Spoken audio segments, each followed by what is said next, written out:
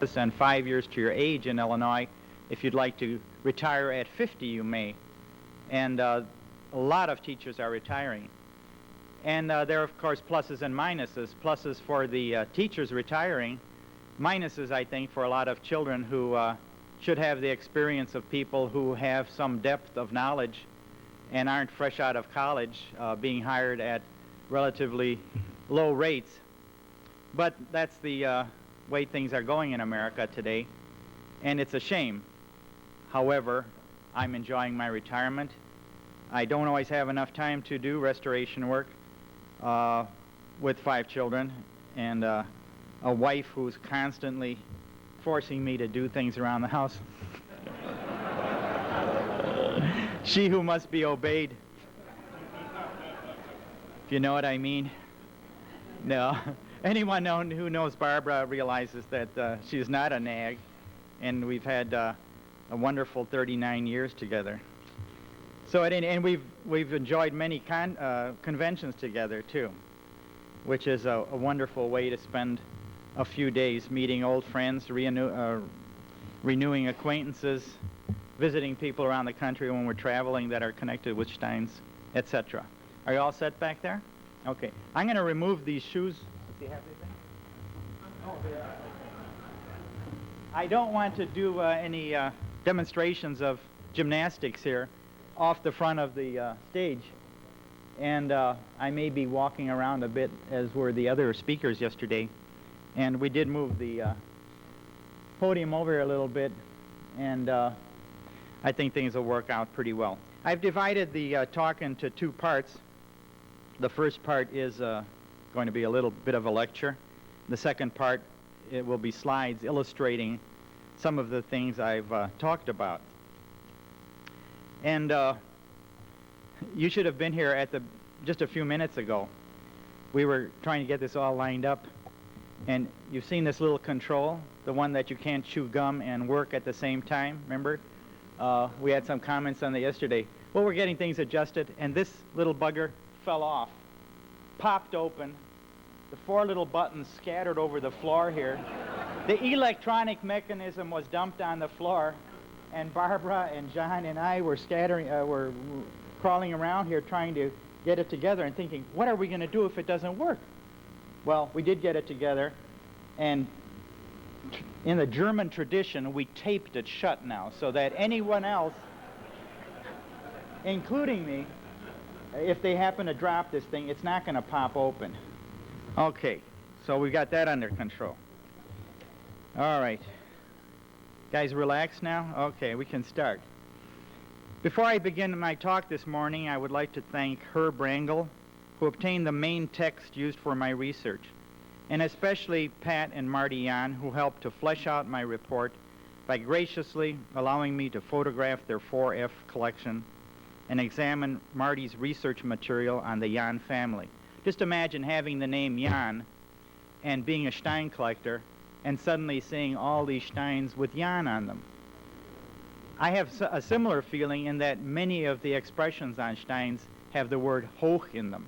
You know, like hail or up with so-and-so or whatever. And it's kind of fun.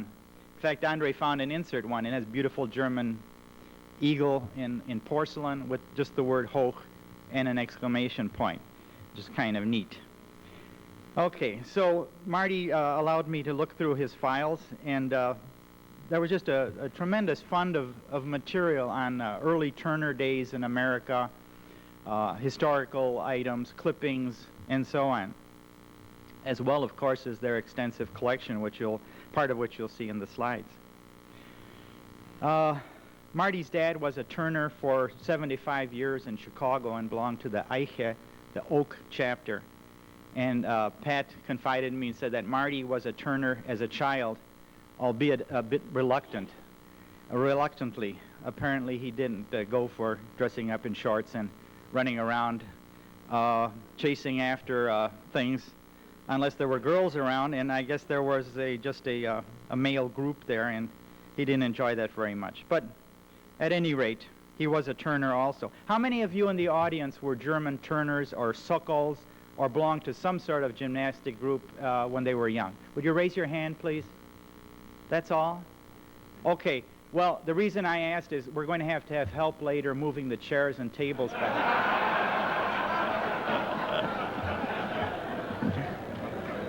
Reminds me of being in the service and being asked if you can handle a typewriter. You know, can you handle a typewriter? Yeah, great. You think you're going to be typing in the sergeant's office or something? You end up hauling them around from one building to another. Okay. The more research that I did, is this too loud or is it okay back there? All right, I don't want to get too close. The more research that I did regarding this topic, the more I realized it was too vast to cover in the time allowed me. That's a good excuse, huh? There was too much history involved for those whose eyes roll back at the very mention of the word history, and yet without a certain historical perspective, none of what I have to say about Jan or those Steins commemorating him or some aspect of the Turner movement would make much sense. Therefore, I have edited the history portion to little more than an outline and have limited my slides to those which I feel will best add some depth of understanding to the topic. The next issue of Prosit will feature an extensive article on this subject by Walt Voges, so that you'll have a nice follow-up to what I'm saying and what you'll see here today. So first some history and then some slides to help bring history to life. Friedrich Ludwig Jahn, who later in life earned the venerable prefix Vater, or father, was born in 1778 in the town of Lanz, the son of a clergyman. You have to watch out for those kids always. Preachers' kids. He died in 1852 at age 74 in Freiburg-Unstrut. During his long and colorful life, he married twice and fathered 3 children, all by his first wife. But we're getting ahead of the story. Let's go back in time and think politically and socially for a moment. First of all, the French Revolution, which brought down a centuries-old social order based mainly on accident of birth. Either you were born to the nobility and had all the advantages of life. Remember the inside shot of some of the castles yesterday? Imagine being born to that, looking around saying, oh, all the pretty pictures. Doesn't everyone have all pretty pictures in their home? You were either born to the nobility or you're born a commoner and would have to be talented and fortunate to work your way up the economic ladder, usually at the whim of some noble in charge. Then came the French Revolution in 1789. Jan was then 21 years old. And first France and then gradually Europe learned about the ideals of liberty, fraternity, and equality. It was like a genie that had been let out of the bottle, not to be fully stuffed in again. And of course the Germans, even without a telephone or fax machine, heard about these revolutionary ideas pretty quickly. Actually, they lived next door, right? However, before they could get their own revolution going, Napoleon swept across Europe, and those Germans who were inclined toward these new ideas first had to remove the French who occupied the German lands after the decisive defeat of the Prussians at the Battle of Jena in 1806. Jan was 28 that year, 1806, and it was said that he was so disturbed by the news of the outcome of the battle, the Prussians being defeated, that his hair turned white overnight. I read that only in one place, but it's possible. You've probably heard of similar stories. People being shocked at the value of their Steins, and having hair turn white or fall out or whatever. There were many confusing thoughts running through his fertile mind at that time, such as, the ideals of the French Revolution were basically good, but the revolution and terror that followed, you heard of the guillotine, right, went to their heads. Just ask Marie Antoinette. Napoleon had some good ideas too, but no German wants to be told how to run things. Just look at Werner. Especially if the instructor speaks bad German with a French accent and is backed up by soldiers who spend most of their time running after his German girlfriends. Nobody likes that. And so a strong feeling of nationalism began to take place in the area we now call Germany, and Jan played a major role. Most of you understand that when we speak of Germany in these early days, it wasn't Germany as we know it today. It was a bunch of small principalities, monarchies, areas that got together economically, free states and so on. It wasn't a unified country. That was a dream that some people had. What year did Germany finally become a unit? 1871. This is many years after this period. There had already been some changes taking place in Prussia under Frederick II's enlightened absolutism, with reforms in education, the military, the legal system, and commerce. So Jan did not begin his efforts in a vacuum. He, as well as many of his German contemporaries, felt that Prussia had been defeated by Napoleon partly because, and this is a quote, they had been excessively open to French influences in culture, language, and manners. In other words, they'd been sort of eaten away within. And this was not an exaggeration, since Frederick II of Prussia, called Frederick the Great, probably the greatest military leader of his time, spoke and wrote in French, played the flute too, by the way, and died in 1786 at his palace named Sanssouci, modeled after the French palaces of his day. The German translation of Sanssouci, which just kind of rolls off your lips, is ohne Sorge, without worry. It just doesn't sound the same, does it? I think if I had a palace, I'd name it Sanssouci and not ohne Sorge either. The Germans are, it's just much more light in French, I guess. How much more French, and you can translate that as foreign, could this influence be? The monarch of one of the main parts of the German-speaking countries speaks and writes in French, plays the flute. It's a great military person, but has a palace named Sanssouci, and probably prefers speaking French to German. So these people, these thinkers of the day, knew that it would take a united Germany to attain the greatness they dreamed of. And so then, during this period of revolution and subjugation, Jan developed his thesis, which went something like this. The key to regaining the lost German territory lies in the development of a proud, free but loyal citizenry which exemplifies solid German values, together with a broad-based popular army. And you can contrast that with the usual professional army of the day. This army that would rise up and cast out the French. That was his idea. Early in his university years, Jan dreamed of a single fatherland and had been angered by the disintegration of the system of German states, many of which cut special deals with the French and thus helped destroy any sense of unity. While others debated the politics of the day, often to the exclusion of any concrete action, Jan developed a system of physical fitness exercises enhanced and undergirded with a sense of German pride. In other words, build up your body, not only for the oft-quoted goal of a sound mind in a sound body, but build up your body in your mental attitude so that you can help drive out the French someday. This could be and was looked upon as a paramilitary training effort combined with character building.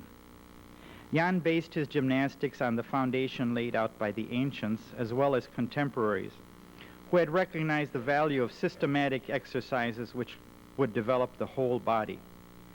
This was in contrast to the more genteel activities of the day, such as ballroom dancing, stylized fencing, and horsemanship.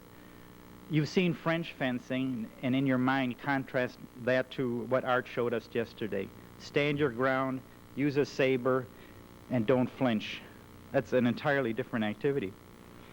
Jan stated that his Turnen, and I quote, shall recover the lost balance of human education. It shall add to a one-sided intellectualism the true physical basis, and establish for man a necessary counterbalance against over-refinement. French. In welding body to mind, we aim to create a whole and forever youthful being. End of quote. With this in mind, Jan opened a playground on the Hasenheide near Berlin in 1811. Boys came in large number. One reference stated 500 were present at one time, which would shame some of our current teachers complaining about class size. Just imagine having 500 kids raring to go. Jan interested his young students with activities such as running, jumping, hiking, throwing, wrestling, and bodybuilding games.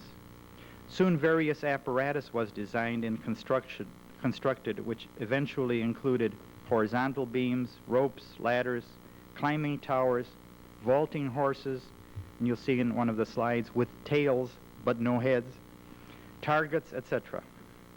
At first, quote, "The exercises were not yet orderly or organized, but every boy was an inventor and shared the results with others, learning from them in turn," end of quote. The exercises were done in groups to develop group spirit, and as they became more systematized, were put down on paper and formed Jan's main work entitled Die Deutsche Turnkunst. Of course, Jan did not invent all these activities. He had plenty of help from other progressive thinkers who felt strongly about the necessity of physical exercise in a rounded education. The authorities also saw the advantages of a strong, patriotic middle class, and Jan was given official encouragement. In 1812, the year that Napoleon decided he really didn't want to winter in Russia, Jan was busy founding a patriotic student organization with his friend and co-worker Friesen. When this corps was dissolved a year later, Jan and Friesen joined the Lutzow Free Corps, which fought with distinction in the War of Liberation. Art referred to that yesterday. This was designed to make Napoleon feel that German winters were almost as bad as those in Russia. Although his friend and co-worker Friesen died in battle, Jan returned to public life after the war, was married in 1814, and took part in the establishment of the patriotic and politically active student organization called the Burschenschaft. Art also referred to that. But this led to problems that would haunt Jan and many of his followers. The story has many parallels. We might think of Winston Churchill. It was all right to be patriotic and help defeat the enemy, but it was not at all reasonable to ask for certain promised reforms after the war was won. Sort of the Pied Piper idea. The student organization, as well as those of the Turners, suddenly looked like a threat to the reactionary political powers. Gymnastic fields were closed down. Jan and his followers were considered suspect. And finally, in 1819, Jan was imprisoned on charges of suspicion of secret, treasonable connections, whatever that means. During his stay in Spandau prison, a period of 1 year, 2 of his children died. On his release in 1820, he had to live for a time in the fortress town of Kolberg, subject to the supervision of the commandant. Then finally, Jan was honored by the Prussian state in 1840. Friedrich Wilhelm IV lifted the restrictions on Jan's activities and even honored him with the Iron Cross. By 1842, gymnastics was reinstated in Prussia, and in 1849, Jan was elected a delegate to the newly formed parliament. That was the good news. The bad news was that he was now thought by many to be out of touch with the times, no longer fit to help forge new political policy. Old-fashioned, cranky, cantankerous, opinionated, prejudiced. There were lots of pejoratives that were placed on him. By the time of his death in 1852, gymnastic groups were forming in many parts of Europe and the New World. The aborted revolution in Germany in 1848 sent many of Jan's disciples to America, where Turner associations quickly sprang up in cities such as Baltimore, New York, Cincinnati, Boston, and almost everywhere that new German immigrants settled. Something that many of you probably don't know, but in Lincoln's presidential race in 1861, Turner's formed his bodyguard and later went on to fight valiantly in the Civil War on the side of the North. Jan's work also led to the development of the Sokol movement in Bohemia and other Slavic lands, together with strivings toward freedom based on ethnic nationalism. Back in America, the Turners went on to push for the introduction of physical education in our schools, and Turners were often the first gym teachers hired. So if you hated doing gym, taking showers, getting sweaty at school, you can blame the Turners and ultimately Father Jan. But it was good for you. Today, 215 years after his birth, with so much emphasis on keeping fit, Surrounded by those striving for a healthy body through exercise, it is difficult to think of how differently this might have evolved without a visionary like Jan leading the way. Now, before we go on to the slides, I would like to present a few definitions of words and sayings found on 4F Steins. First of all, the 4 F's. What do they stand for?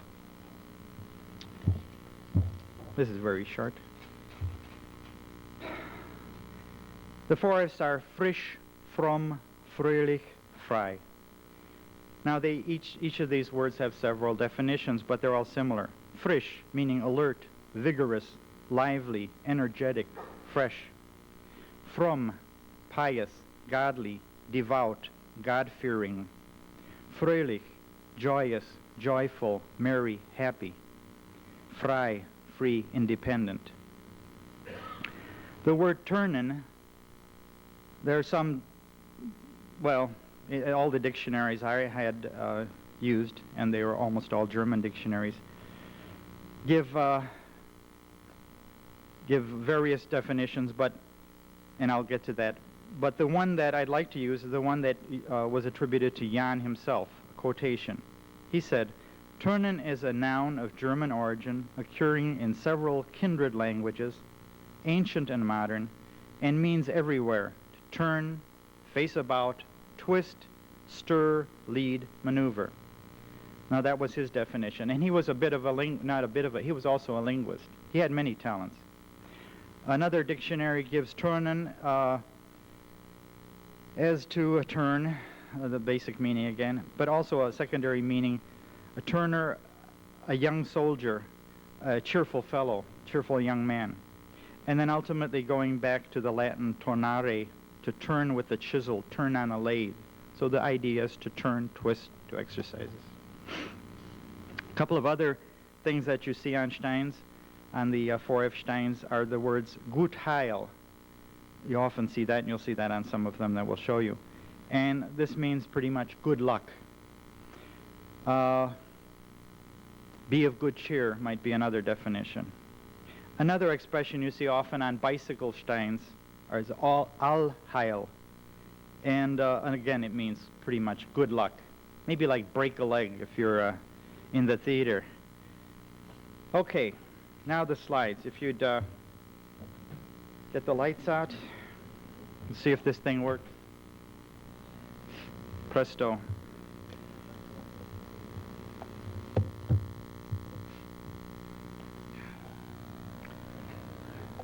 Is it in focus? Okay. The first slide is Father Jan wearing his iron cross. And there's the inscription there, durch Reinheit zur Einheit, through purity to unity. It even rhymes in English. And then his signature at the bottom. And you see the 4F symbolized there. This is an encyclopedia of exercises by Wiet, dated in 1795, showing some of the earlier material Jan had to build upon. The next is Jan and Iceland's book, dated 1816. You see some of the gymnastics equipment there. Finally, the English translation of Jan's gymnastics, printed in Northampton, Massachusetts in 1828. This is some of the apparatus featured in this volume. Exercises on the horse. Notice that there's a tail but no head. That's kind of a neat touch. It really looks like a horse, doesn't it? So then when you're doing your exercise, you can really feel that you could be like John Wayne and hop right into the saddle and do all that neat stuff.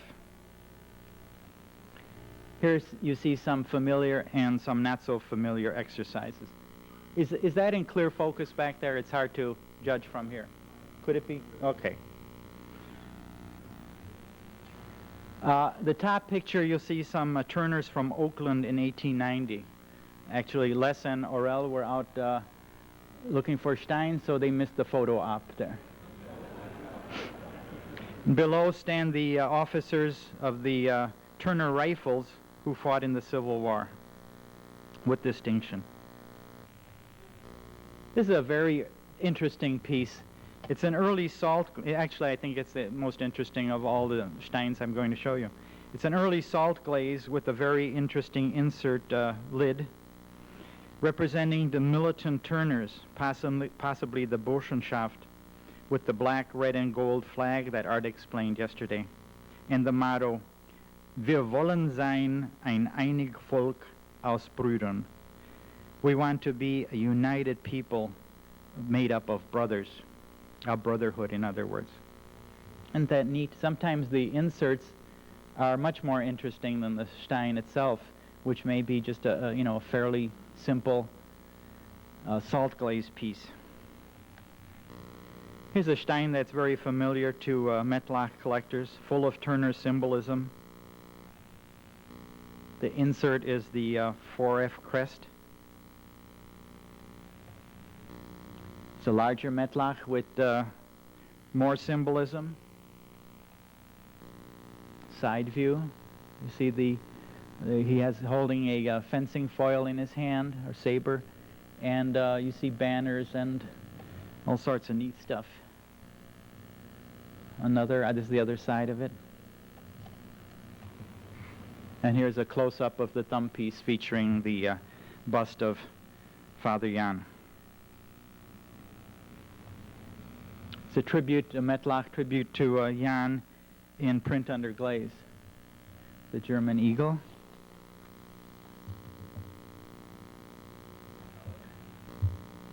And a bit of Mettlach fun with Turner bears, possibly featuring the bear as a symbol of Berlin. Now, if anyone has information on this Stein, I think Marty and I would both be happy to hear about it. If some of you saw this same Stein for sale yesterday at one of the tables with a very interesting thumb piece composed of a silver bear holding a silver dumbbell or barbell in his hand. Really neat. You know, this looks like, if I'm talking about Berlin, but this looks like the symbol of Spatenbräu. Now, there again, it's GS. Are those the designer's initials, or someone knows? Let us know later. And here we see the bears with their Bierstein. You know, the whole idea of Biersteins and physical exercise and health seem to be contradictory, don't they? But we all know what you do after you exercise. You have to replace bodily fluids lost. And what better way to do it? Okay. And on to the Art Deco with just the 4F motif. Frisch from. A large pattern, pottery stein with all this, and I have several views of this also. Here's the Turner receiving from a Brunhilde type the laurel wreath. And notice what she's been swinging around there. See that club in her hand? You know, I think the Turners were really quite aggressive with the girls, and it took a girl like that to keep them away. Yeah. Fact. We're not talking theory here. Okay, and look at the smile on his face. This is it's kind of a neat smile. I'm not sure what he's smiling about. Maybe one of the girls he met at the last. Yes. Okay. Here's another pottery stein, and this one is interesting, and I've got several views of this. The bottom section here shows the gymnasts out in the field working out with exercises being done and work on the apparatus. And let's see here. Here too, a woman symbolically is passing out the laurels. And then the inscription, which is really neat. It says, Turnerei und Gerstensaft schaffen echte Manneskraft. Exercising and drinking beer leads to, strength, a masculine strength. And I suppose, the Germans who call beer liquid bread, and they make all sorts of excuses for getting slashed. I think this is the type of exercise most Germans are used to,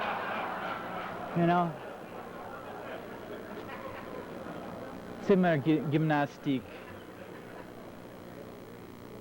In fact, I passed a room yesterday and something like this was going on. Okay. Note the detail on this Stein, though. This is a close-up of the part I had shown you before. And this is not typical of the Steins. This was probably unique in that it had a full field scene rather than just the few figures. One of the special categories in collecting 4F Steins is that of turnfests, when in a given year a large gymnastic meet would take place, and usually a commemorative Stein was issued. I suppose it was almost necessary. You had to have the Stein to drink the beer after the activities. This one is from Frankfurt, as was this one. Another view of the same Stein. And, you know, they're inscribed just like our souvenir Steins are inscribed.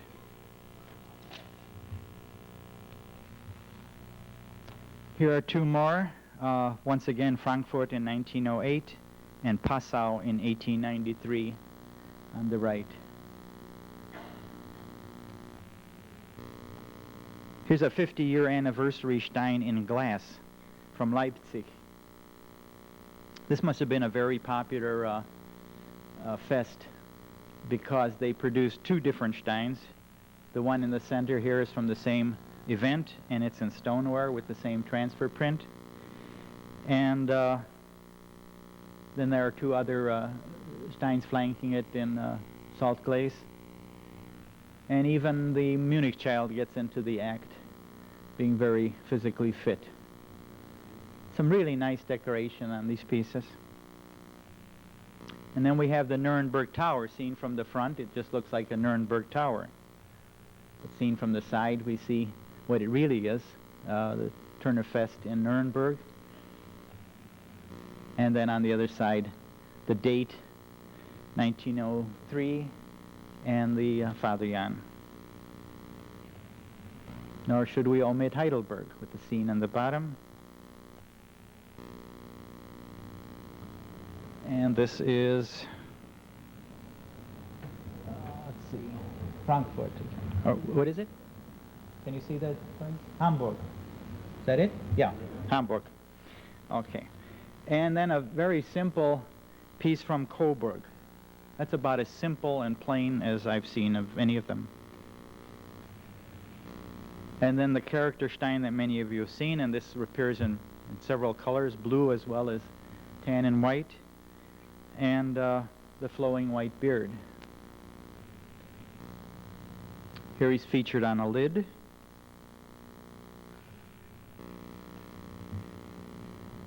Here he forms the main decoration, and you see the 4Fs and the Gut Heil, and another one featuring Jan, fairly simple, in blue salt glaze. And yet another.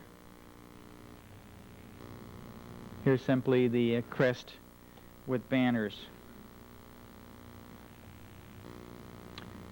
Here with mit Herz und Hand fürs Vaterland, with heart in hand for the fatherland. It's amazing how much, if you've done well in your life, the adulation you get after you die, right? But while you're alive, yet they toss you in prison, your kids die. If your hair hasn't turned white by then, it does. You know, you have a few years to live after they let you out. Okay. This Stein features equipment, the horse, dumbbells, and his drinking mug is hidden from view, but I'm sure that's part of the equipment too, and it's probably off to the side someplace there. Now these are go-alongs, the go-along category. The one in the top center is the group that Marty's father belonged to, the Eiche Turnverein. This I feel is especially important there. The penknife in the bottom section there, or bottom extending. I'm watching me trip over This is a fairly late one, 1939. Notice the forehead almost symbolizing a swastika. And with the eagle there, I don't think that was accidental. Hitler found it very useful to incorporate the Turner movement and all that it symbolized, especially in the pure Jan sense of everything, building your body for to build a strong nation, to be patriotic, to fight for your fatherland. Wasn't missed. Another object, this is a pewter goblet with gilded 4F in the center. And before we conclude, we should mention one of SEI's biggest and perhaps make that the strongest proponents of 4F Steins. That was Sig Klein, who operated a gym in New York for many years and collected 4F Steins. Here's part of his collection, and it was featured on the cover of Hobbies in 1948. Sort of montage of pieces that Sig had in his collection, and I know that Marty corresponded with and talked to Sig many times about these pieces. This is the only Turner Stein that I have seen that seems to feature a Turnerette, or female Turner, in the center. Am I mistaken? I really think it looks a lot like Lottie, and probably was. I told her she'd get hers later. But frankly, other than these Amazons that are handing out the laurels, this is the only gymnast that I saw that actually looked like a girl. I guess the women's movement wasn't too strong at those times. It was still the Kinderküche business.